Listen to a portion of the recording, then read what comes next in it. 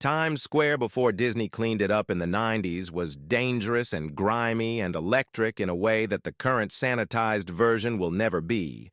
And if you remember that era, you know that walking through Times Square at night meant dodging hustlers and peep shows and people selling fake Rolexes, but it also meant feeling like you were in the real New York, the one that was rough and unpredictable and alive in a way that tourist-friendly Broadway can't replicate.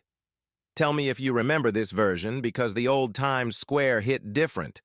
The porn theaters and peep shows lined 42nd Street, neon signs advertising XXX movies and live girls, and even if you weren't going in, you walked past them every day, because that's just what Times Square was, a place where sex work was visible and the city didn't pretend it didn't exist.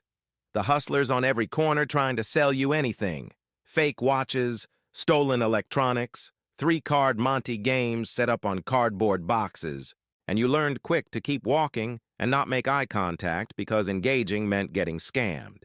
The arcades that weren't for kids, filled with adults playing video games and gambling machines, the smell of cigarette smoke and the sound of tokens dropping, and a vibe that felt more like Vegas than family entertainment. The graffiti covered everything. Subway cars pulling into the Times Square station completely bombed with tags, and even though the city tried to clean it, the artists just kept going because graffiti was part of what made New York feel dangerous and creative at the same time. The crime was real, muggings and pickpockets and worse, and people who lived in New York told tourists to avoid Times Square at night because it wasn't safe, which is wild now when Times Square is literally the most tourist-heavy spot in the city.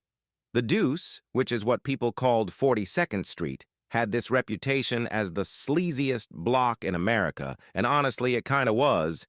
But it was also where the city's underground culture lived, where artists and hustlers and runaways all existed in this chaotic mix.